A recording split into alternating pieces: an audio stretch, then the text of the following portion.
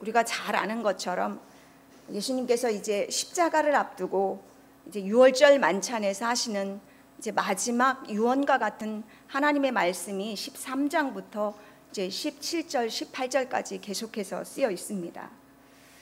오늘 본문에는 이 배경적인 설명이 잘 드러나 있지 않습니다. 그러나 예수님과 제자들은 매우 심각한 상황에 있습니다. 요한복음에 의하면 이제 예수 믿는 자들을 색출해내서 유대인들의 공동체에서 쫓아내는 일들이 있었습니다. 그러니까 예수를 믿는 자들은 굉장히 마음을 조마조마하고 혹여라 들킬까 그러한 염려와 근심이 있었고 제자들 가운데도 이런 일들이 있었을 것입니다. 또한 이미 종교 지도자들로부터 예수를 죽이려는 그 결의를 했고 선포를 했다라고 말씀을 하고 있습니다. 이런 심상치 않은 분위기 속에서 예수님은 이제 내가 너희를 떠나겠다라는 떠남에 대한, 실은 죽음에 대한 말씀을 하시지만 제자들은 그것을 영적으로 알아듣지 못하고 잘 이해하지 못하고 있습니다. 그러면서 이제 예수님께서 가장 꼭 필요한 이야기를 하시면서 가르침을 주시면서 이제 제자들이 4번씩이나 질문을 합니다. 4번씩이나 질문을 했다라고 하는 것은 예수님의 떠남에 대한 이 두려움이 뭔지는 모르지만 이런 상황 속에서 뭔가 다가오는 것들을 느끼고 있는 것입니다. 그리고 근심했다라고 합니다.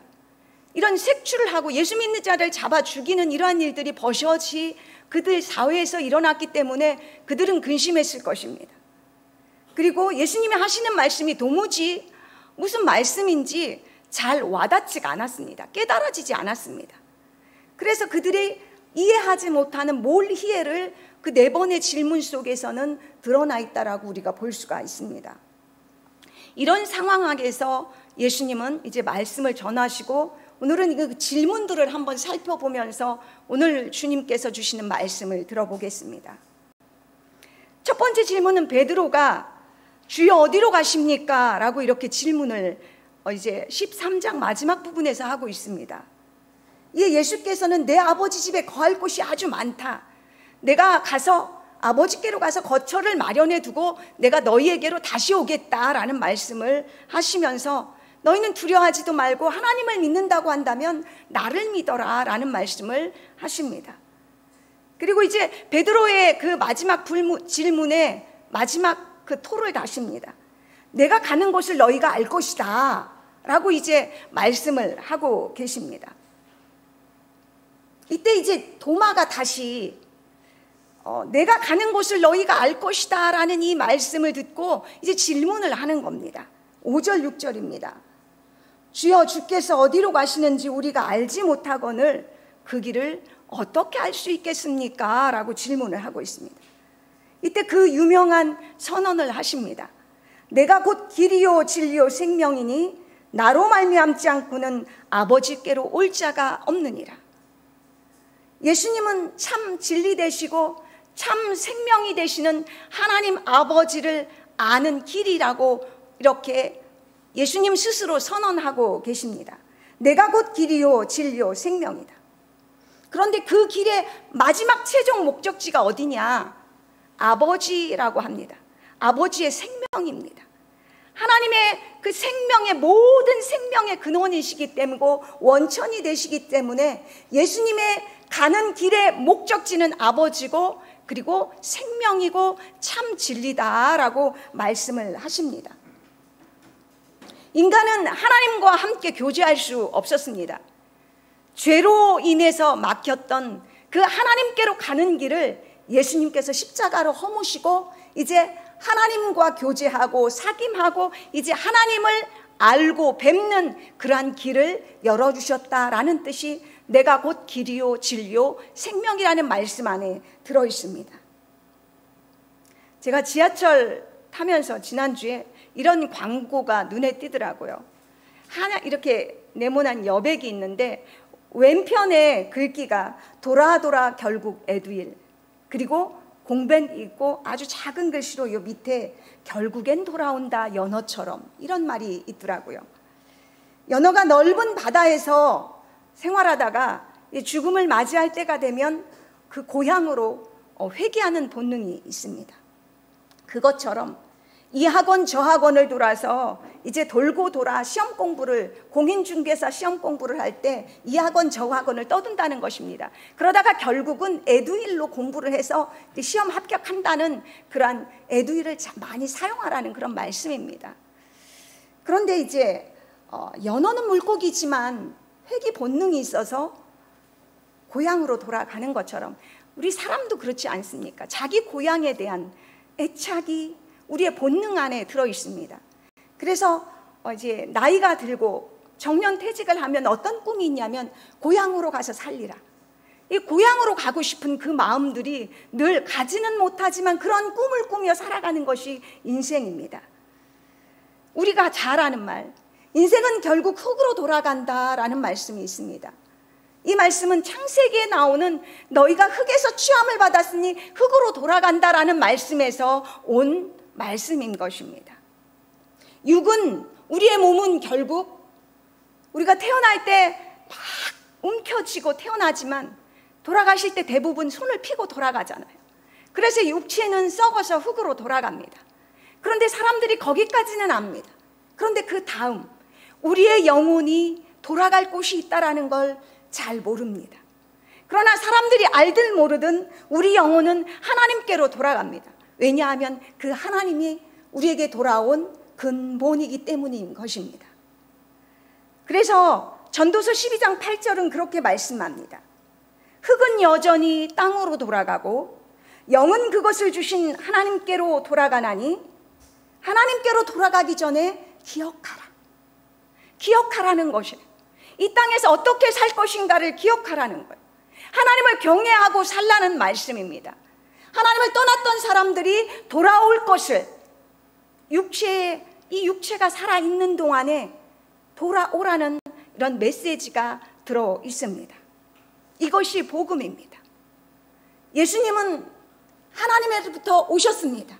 그리고 이제 예수님이 그 다시금 돌아왔던 그 원본거지로 고향으로 이제 하늘나라 아버지가 계신 그곳으로 돌아간다라고 말씀하시면서 이제 선언하시는 것입니다. 모든 인생들이 내가 길이고 진리고 생명이니 모든 인간들이 하나님께로 돌아오라는 메시지가 들어 있습니다. 우리가 복음을 전하는 이유는 이것을 전하기 위함입니다. 이제 두 번째 8절부터 11절 말씀을 함께 제가 읽어드리겠습니다. 빌립이 이르되 주여 아버지를 우리에게 보여주옵소서. 그리하면 족하겠나이다. 빌립아, 내가 이렇게 오래 너희와 함께 있을 때 내가 나를 알지 못하느냐?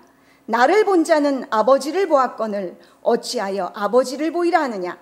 내가 아버지 안에 거하고 아버지는 내 안에 계신 것을 내가 믿지 않으냐 하느냐? 내가 너희에게 이르는 말은 스스로 하는 것이 아니라 아버지께서 내 안에 계셔서 그의 일을 하시는 것이라. 내가 아버지 안에 거하고 아버지께서 내 안에 계심을 믿으라. 그렇지 못하겠거든 행하는 그 일로 말미암아 나를 믿으라. 오늘 믿는 것, 나를 믿어라. 하나님이 내 안에서 일하심을 믿어라. 하나님께서 나를 보내셨음을 믿어라. 내 안에 아버지께서 계시고 아버지 안에 내가 있음을 믿어라 라고 계속해서 제자들에게 믿음을 강조하고 있습니다. 그런데 7절에 빌립이 예수님께서 너희가 나를 알았다면 아버지를 알았을 것이고 또 아버지를 알았고 이미 보았다라고 이렇게 말씀하십니다. 그러니까 빌립이 질문하는 거예요. 아버지를 우리에게 보여주십시오. 그런데 충돌합니다. 아버지를 보여달라고 하는데 아버지를 보았다라고 합니다. 이미 보았다라고 합니다. 그러면서 나를 믿으라, 믿음을 강조하고 있습니다. 하나님은 예수님을 통해서 온전히 하나님이 하나님 되심을 보여주셨습니다. 요한복음 1장 선 마지막 부분에서 이렇게 말씀합니다. 본래 하나님을 본 사람이 없을 때 아무도 하나님은 영이시기 때문에 보지 못합니다. 그런데 아버지 품속에 계신 독생하신 하나님이 나타내셨느니라. 육신을 입고 이 세상에 나타나셨다라고, 하나님이 나타나셨다라고 말씀합니다. 이 독생하시는 하나님의 아들이란 뜻도 있지만 유일하신 하나님, 그 하나님이 이 땅에 오셨다라고 선언을 하고 요한복음을 시작하고 있습니다. 제자들은 예수님과 3년 동안 동거동락했습니다. 3년 공생애는 실은 하나님의 뜻이었습니다. 예수님의 행위, 예수님의 사역, 예수님의 십자가, 부활, 승천하심, 그리고 이 땅에서 모든 3년 공생애는 아버지의 뜻이었습니다. 아버지의 계획이었고, 아버지의 뜻이었고, 아버지의 생각이었고, 아버지의 모든 것이 예수님을 통해서 드러난 것이 3년 공생애입니다. 그러니까 예수님을 본 자는 아버지의 모습을 본 것이고, 아버지의 말씀을 들은 것이고, 아버지께서 행하는 일들을 본 것입니다. 그래서 예수님께서 아버지께서 이미 너희들이 나를 본 자는 아버지를 알았다, 그리고 보았다라는 말씀을 하신 것입니다. 그러면서 빌립아, 네가 어떻게 아버지를 또 보이라고 하느냐라고 말씀을 하시는 것입니다. 빌립은 하나님을 보여달라는 이 요구는 우리가 하는 요구입니다. 어떤 면에선 당연한 것인지 모릅니다. 하나님을 보고 싶은 마음, 하나님의 영적 체험하고 싶은 이러한 것들, 보면 다 잘 믿을 것 같지 않습니까? 하나님을 보면 더 예수 잘 믿을 것 같지 않습니까? 인간은 보는 것에 익숙합니다. 그래서 말씀을 듣고 믿는 것보다 보고 믿는 것에 익숙하고, 그리고 체험된 것으로 믿는 것에 익숙합니다. 그런데 성경은 그렇게 말하지 않는다라고 하는 거예요. 저도 제가 처음 예수를 저한테 전했을 때가 고등학교 때였습니다. 그리고 제가 고등학교 졸업하고 나서 사회생활을 할 때, 그럴 때 이제 제가 자취를 했는데 그곳 주인 아주머니가 계속 예수를 믿으라고 하는 거예요. 근데 제가 그때 굉장히 아주 쌀쌀맞게 하나님 보여주시라고, 하나님 보여주시면 제가 믿겠다고, 이런 말을 종종 복음을 전하는 그 아줌마에게 그렇게 말을 아주 했었습니다. 이 말은 예수 믿지 않을 때에 우리들이 흔히 하는 말입니다. 보면 나 예수 잘 믿겠다고, 그러니 나한테 보여주십시오. 그러면 믿겠습니다 라는 것입니다. 우리는 보는 것에 확신을 갖게 합니다. 그러나 성경은 그렇게 말하지 않습니다. 보고 믿는 자가 아니라 말씀을 듣고 믿으라고 권고하고 있습니다. 예수님도 표적을 계속해서, 이적을 계속해서 보여주셨지만 너희가 표적과 기적을 보아도 믿지 않는다라고 이런 말씀을, 그 믿지 않음에 대해서 한탄하셨습니다. 우리가 부자와 나사로 이야기를 잘 알고 있습니다. 부자와 나사로가 있었습니다. 부자는 성경의 자색옷은 이제 왕들만이 입는 옷, 그리고 고운 배옷, 이것은 아주 특별한 고위층 사람들만 입는 옷입니다. 호의호식했습니다. 지금으로 번역해보면 명품으로 휘두르고 최고급 호텔에서 최고 좋은 음식을 먹고 사는 사람이 바로 부자였습니다. 그런데 나사로는 부자네 집 앞에서 거렁뱅이 거지였어요. 그 병이 든 거지였습니다. 그런데 그들이 다 죽었어요. 그런데 죽고 나서에 간 길이 달랐습니다. 부자는 우리가 말하는 음부, 지옥에 갔습니다. 그리고 나사로는 아브라함 품에 안겼다, 천국 갔다라고 말씀합니다.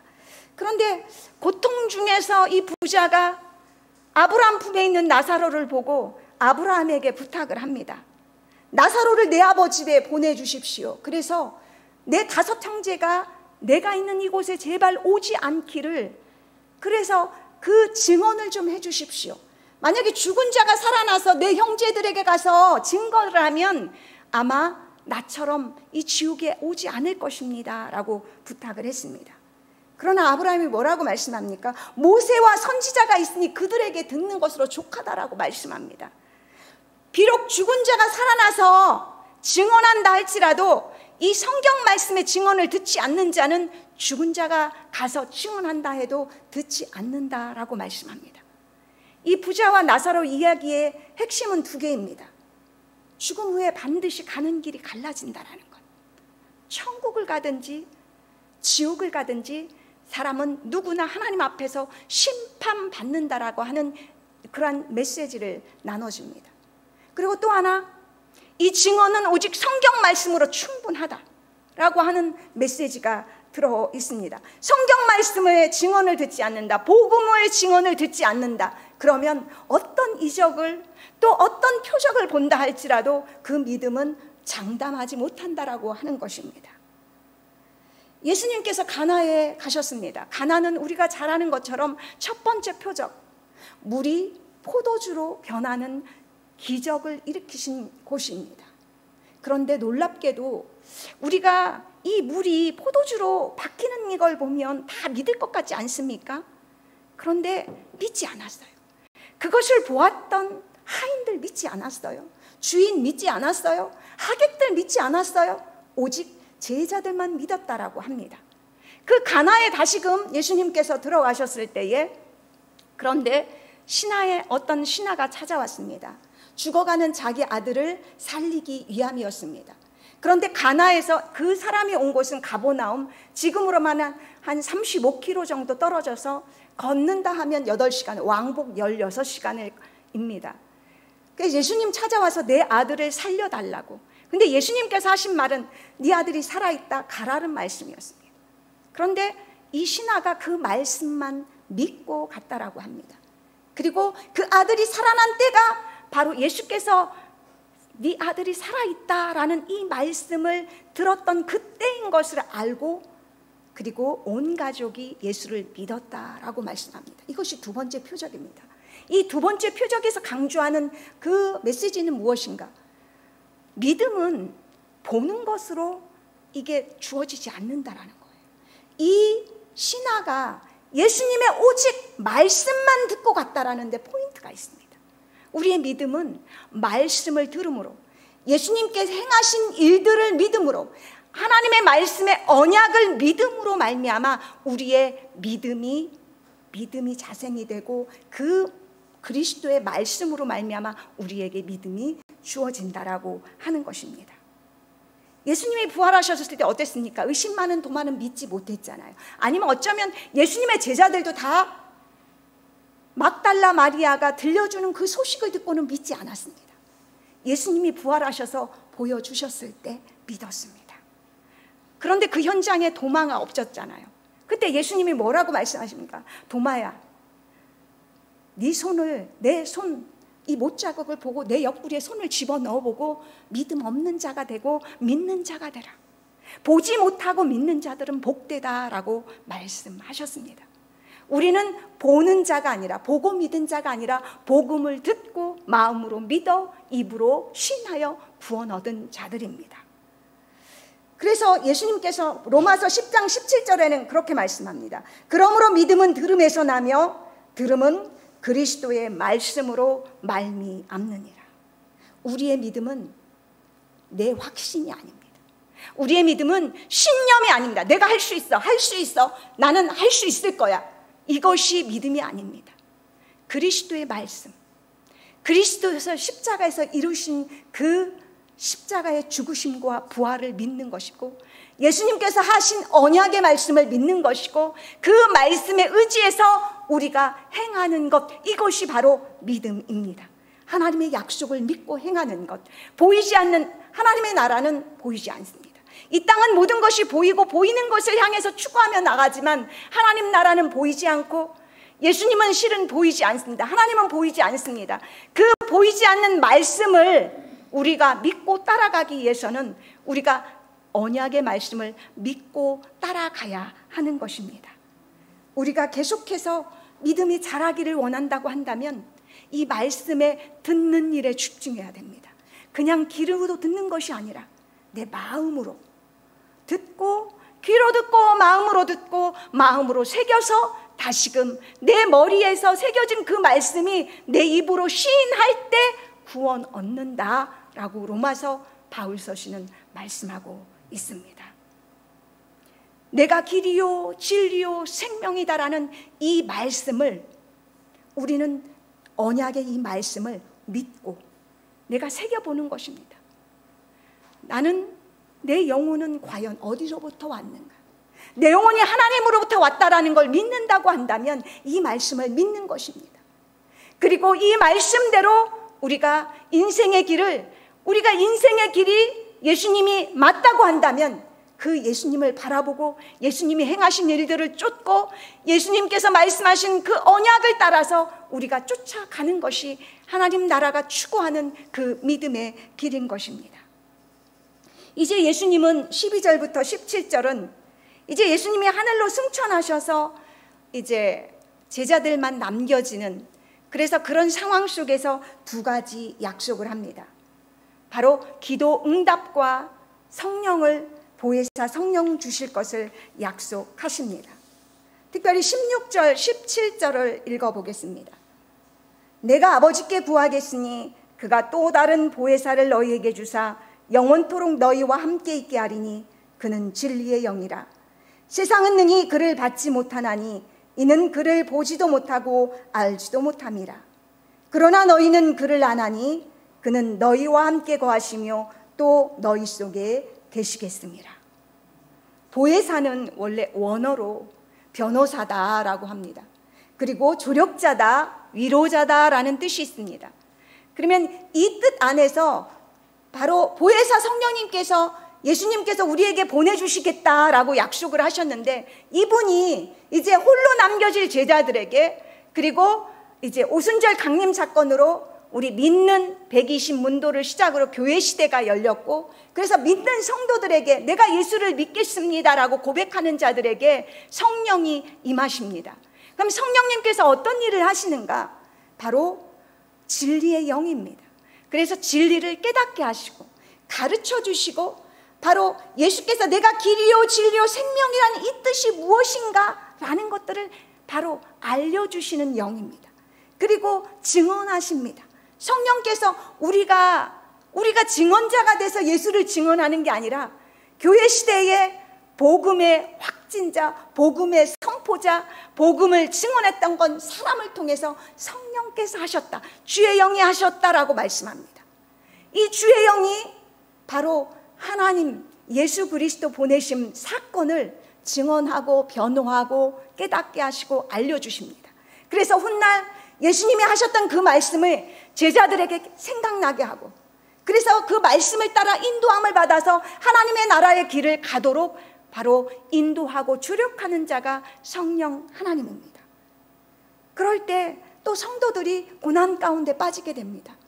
그런 자들을 향해서 바로 성령님께서는 위로하시고 또 그 피할 길을 어떤 것을 또 알려주시기도 하시는 그 일들을 옆에서 돕는 자입니다. 우리가 신앙생활을 할 때 나 홀로 가는 것이 아니라 우리 안에 성령께서 내주하셔서 함께 우리 인생의 믿음의 길을 함께 가고 있다라고 하는 것입니다. 예수님은 제자들에게 오늘 18절에도 너희를 고아와 같이 내가 버려두지 않겠다. 고아는 무엇입니까? 부모가 없는 자입니다. 제자들을 고아처럼 내가 절대로 버려두지 않고 성령을 내가 아버지께로 가서 보내주셔서 너희와 항상 함께 하겠다. 예수님이 승천하실 때 이 임마누엘의 약속을 하셨는데, 아버지께로 가는 이유는 바로 성령 하나님을 보내주시겠다라는 이 약속을 지키시기 위함이었습니다. 그래서 16절에도 다른 보혜사를 너희에게 주사 언제까지 우리와 함께 하시냐? 영원토록 함께 하시겠다라고 말씀하고 있습니다. 너희는 그를 아나니 그는 너희와 함께 거하시며 또 너희 속에서 항상 우리와 함께 영원토록 함께 하시겠다라고 말씀하고 있습니다. 성령님이 우리 안에 거하신다라는 거 어떻게 할까요? 내가 예수 그리스도를 나의 주님입니다. 예수가 나를 위해서 십자가에서 죽으시고 나를 위해서 다시 살아나셨습니다. 이 고백을 하는 자는 바로 성령 하나님이 그 안에 내주하신 것입니다. 왜냐하면 그 고백은 오직 성령으로만 고백할 수 있기 때문인 것입니다. 그리고 우리는 하나님 아버지를 예수님께서 아바 아버지라고 기도하시고 아바 아버지께 간구하셨던 것처럼 우리도 하나님을 이제 아바 아버지라고 부르게 됩니다. 그러면 내가 성령 하나님께서 나와 함께 하셔서 나와 동행하신다라는 증거입니다. 로마서 8장 14절입니다. 너희는 종의 영을 받지 아니하고 양자의 영을 받았으므로 우리가 아빠 아버지라고 부르짖느니라. 성령이 친히 우리의 영과 더불어 우리가 하나님의 자녀임을 증언하신다라고 말씀하고 있습니다. 이렇게 성령 하나님은 거룩한 하나님의 영으로서, 또 진리를 수호하시고 보호하시고 증언하시는 영으로서 오직 제자들에게, 바로 예수님을 사랑하는 자들에게만 임했습니다. 세상은 그를 알지도 못한다라고 말씀합니다. 거할 수가 없습니다. 그렇다고 한다면 우리에게 성령을 보내주신, 우리에게 내주하시는 그 궁극적인 이유는 무엇일까요? 그 성령을 보내주신 이유는 바로 세상에 우리가 예수께서 하셨던 그 일들을 성령님과 함께 증언자로 살아 우리를 부르셨기 때문에, 하나님께서 예수님께서는 하나님을 부르셔서 하나님의 일들을 계획하시고 이 땅에서 일을 이루셨습니다. 그래서 예수님을 사도라고 합니다. 특별히 유일하게 예수님을 우리의 사도이시며 대제사장이신 예수 그리스도를 생각하라라는 히브리서의 말씀이 있습니다. 사도는 하나님으로부터 보냄을 받았다라는 말씀입니다. 그런데 그 예수님께서 다시금 제자들을 또 사도로 부르시고 그들을 세상에 보내셔서 바로 이 내가 곧 길이요 진리요 생명이라는 이 진리를 증언하시게 하셨습니다. 그 사명을 주셨습니다. 그와 같은 이야기가 오늘 22절, 23절, 24절에 나와 있습니다. 가룟이 아닌 유다가 질문을 하는 부분입니다. 주여 어찌하여 자기를 우리에게는 나타내시고 세상에는 아니하려 하시나이까? 예수께서 대답하여 이르시되 사람이 나를 사랑하면 내 말을 지키리니 내 아버지께서 그를 사랑하실 것이요 우리가 그에게 가서 거처를 그와 함께 하리라. 나를 사랑하지 아니하는 자는 내 말을 지키지 아니하나니 너희가 듣는 말은 내 말이 아니요 나를 보내신 아버지의 말씀이니라. 유다가 하는 말의 요점은 그것입니다. 왜 예수님을 우리 제자들에게만 보이시고 세상에는 이렇게 알려주시지 않고 나타내지 않습니까? 라는 이유입니다. 그런데 예수님의 대답은 사람이 나를 사랑하면 내 말을 지킬 것이고 또 아버지께서 그를 사랑하고 우리가 그에게 가서 거처를 그와 함께 하겠다라고 말씀하고 있습니다. 이건 말은 이렇게 어렵게 나왔지만 실은 두 남녀를 생각해 보면 아주 쉬운 답입니다. 남녀가 사랑하면 어떻게 됩니까? 서로 상대방에게 집중합니다. 그리고 상대방이 하고 싶어 하는 일들을 하고 잘 귀담아 들어서 아내는 남편을, 남편은 아내를, 서로 남녀 간에 서로 집중하는 일입니다. 서로 청종합니다. 예수님과 제자들의 관계, 예수님과 교회의 관계, 예수님의 성도의 관계가 그렇다라고 하는 것입니다. 예수님을 사랑하면 어떡합니까? 오늘처럼 예배에 나옵니다. 기도합니다. 그리고 예수님을 어떻게 하든지 전하려고 합니다. 예수님의 말씀대로 살려고 몸부림을 칩니다. 예수님을 사랑하면 그렇게 한다라고 하는 것입니다. 그렇다고 하면 예수님을 사랑하지 않으면 예수님과 상관없이 사랑합니다. 세상 사람들처럼 그렇게 예수님과 상관없이 세상이 원하는, 세상이 요구하는 것들을 향해서 추구하고 살아갑니다.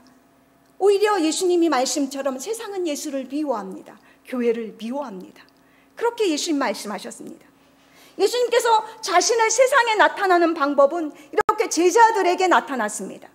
그리고 교회에게 나타났고, 그리고 예수 믿는 자녀들에게 이렇게 나타내 주셨다라고 하는 것입니다. 그런데 그 나타내는 방법이 무엇이냐는 것입니다. 예수님의 말씀을 지킴으로 드러난다라고 합니다. 예수님의 계명이라고 오늘 말씀하셨습니다. 13장에서 예수님은 세 계명을 주셨습니다. 내가 너희를 사랑한 것 같이 너희도 서로 사랑하라. 너희가 서로 사랑하면 내 제자인 줄 알리라. 예수님을 사랑하면 오늘 저희가 오늘 예배하는 것처럼 사랑의 깨 때문에 나온 것처럼 예수님은 우리가 예수님을 사랑하면 이렇게 살아간다라고 하는 것입니다. 우리가 예수님을 사랑하면 그 사랑이 크면 클수록 예수님 뜻대로 몸부림친다라고 하는 것입니다. 예수님을 증언한다라고 하는 것입니다. 그런데 사랑이 약하면 어떡합니까? 약한 만큼 사랑합니다. 예수님을 사랑하지 않으면 그 말씀대로 사랑하지 않을 것입니다. 내가 너희를 사랑한 것 같이 너희도 서로 사랑하라. 예수님이 어떻게 우리를 사랑하셨습니까? 십자가에 죽으시기까지 나를 사랑하셨습니다. 예수님이 나를 위해 못 박으셨습니다. 창에 찔리셨습니다. 피를 다 흘리셨습니다. 그리고 죄 없으시다는 것을 증거하기 위해서 살아나셨습니다. 예수님은 종으로 제자들을 온전히 섬겨주셨습니다. 선생이면서 종으로 그들의 발을 씻겨주셨습니다. 너희도 이와 같이 하라라고 하는 메시지가 있습니다. 너희가 이렇게 살면 너희가 내 제자인 줄 알 것이다 라고 말씀합니다. 그런데 사도 바울도 똑같은 말씀을 하셨습니다. 갈라디아에서 형제들아 너희가 자유를 위하여 부르심을 입었으나 그러나 자유로 육체의 기회로 삼지 말고 오직 사랑으로 종노릇하라. 이 사랑이 바로 예수님과 같은 사랑입니다. 종노릇하라고 하는 것입니다. 내가 그럴 자유, 내가 이 땅을 내 마음대로 살아갈 자유로 자유인으로 받았지만 예수님처럼 종노릇하면서 살아내라라고 하는 말씀입니다. 우리가 살아가는 믿음의 길은 매우 좁은 길입니다. 어쩌면 영적 정글과도 같습니다. 어디에 함정이 있는지 어디에 지뢰가 있는지 알 수 없을 만큼 사탄은 우리를 공격해서 믿음의 길에서 벗어나게 영적인 싸움이 치열하게 이루는 곳이 실은 우리의 믿음의 현장입니다. 우리가 사랑으로 종노릇하는 것 이렇게 말처럼 쉽지 않습니다. 그런데 이 사랑으로 종노릇할 때 어떤 열매를 맺는가? 바로 사랑의 9가지 열매가 그 다음 절에 나옵니다. 우리가 사랑으로 종노릇할 때 사랑과 희락과 화평과 오래 참음과 자비와 양성과 충성과 온유와 절제를 이런 열매를 맺는다라고 하는 것입니다. 여러분 오래 참는 것 쉽습니까? 우리 주님은 제자들을 향해서 오래 참으셨습니다. 하나님은 우리를 구원하시기 위해서 오래 참으셨습니다. 늘 우리가 신앙생활 할 때도 오래 참으시고 기다리십니다. 오래 참 없습니다. 오래 참기 힘들 때 기도하는 것입니다. 내가 고난받으면서 진리와 함께 기뻐하는 것, 우리가 진리와 함께 기뻐하는, 하나님 기뻐하라고 하셨습니다. 고난받을 때도 너희는 기도하라고 하셨습니다. 그리고 기뻐하라고 하셨습니다. 그리고 믿음의 길을 그렇고 굳건히 믿음을 지키면서 나아가라고 했습니다. 이 사랑이라는 단어를 제가 한마디로 하면 뭘까? 오래 참음이 아닐까 싶습니다. 하나님이 우리를 향해서 오래 참으셨던 것처럼 오래 참는 것. 그래서 사랑은 우리 고린도전서 13장에 오래 참고, 사랑은 온유하다고 합니다. 사랑은 시기하는 것이 아니라고 합니다. 자랑하지 않고 다른 사람들에 대해 무례해하지 않고 교만하지 않고, 그리고 겸손히 자기의 유익을 구하지 않는 것, 그렇게 종노릇하라고 하는 것입니다. 진리와 함께 기뻐하고, 그리고 오래 참으라고 말씀합니다. 그리고 견디라고 말합니다. 그래서 믿음은 어쩌면 늘 견뎌내는 것입니다. 그리고 어렵고 힘들고 지칠 때 그리고 기도하는 것입니다. 우리 주님, 너희가 기도하면 그렇게 어렵고 힘들 때, 네가 믿음의 길로 갈 때마다 지칠 때 내가 기도하면 응답하리라, 내가 시행하리라 하신 말씀이 이때 주신 말씀입니다. 누가 세상을 증거합니까? 바로 예수님의 일을 정말 사랑하는 자가 증거합니다. 내가 예수님을 사랑하면 사랑할수록, 하나님과 사귐이 가까우면 가까울수록 어떡합니까? 우리의 삶은 더 다른 상대방을 향해서 오래 종노릇하고 참게 되는 것입니다. 그렇다고 한다면 우리가 늘 근간으로 돌아가는 건 뭔가? 나는 정말 지금 예수님을 사랑하고 있는가? 나는 지금 하나님을 정말 사랑하고 있는가? 내가 하나님 사랑해서 이 자리에 나왔는가? 내가 하나님 사랑하기 위해서 기도의 자리에 있는가? 내가 전도하는 건 주님 사랑 때문인가? 베드로를 회복시킬 때 무엇을 회복시켜줬습니까? 베드로는 3번 주님을 거역했습니다. 배신했습니다. 그때 주님이, 베드로야, 네가 나를 사랑하느냐? 주여, 주님이 아십니다 라고 대답했습니다. 베드로야, 네 네가 나를 사랑하느냐? 정원아, 네가 나를 사랑하느냐? 사랑하면 주님 뜻대로 살 수 있습니다. 사랑하면 주님과 함께 합니다. 주님 뜻대로 함께 합니다. 우리 성령님을 보내주신 이유는 성령으로 우리 주님이 함께 하시고 하나님이 성령으로 그 안에 함께 하셔서 우리를 고아처럼 버려두지 않고 믿음의 길을 가게 하시면서 이 사도로 부르심을, 이 사명을 감당하라고 이 성령 하나님을 주셨습니다. 그런데 그 방법이 무엇이냐? 주님처럼 사랑으로 종로를 타는 것입니다. 그러면 사랑처럼 종로를 타려면 무엇 되는가? 나는 하나님을 사랑하는가? 나는 주님을 정말 사랑하는가? 내가 주님과 사랑하기 위한 나의 몸짓은 무엇인가? 내가 하나님을 사랑하기 위한 그 사귐이 나는 얼마나 있는가? 그 사귐이 없으면 우리는 아무것도 할 수가 없습니다. 예수님은 하나님 아버지께로 오셨습니다. 그리고 이제 아버지께로 가시면서 그런 선언을 하셨습니다. 내가 곧 길이요 진리요 생명이다.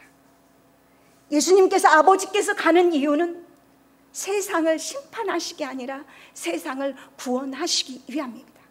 그리고 우리가 홀로 고아와 같처럼 믿음의 길을 가지 아니하고 성령 안에서 예수님과 하나님과 함께 동행하며 이 믿음의 길을 함께 하기 위해서 바로 아버지께로 가신다라고 오늘 말씀하신 것입니다.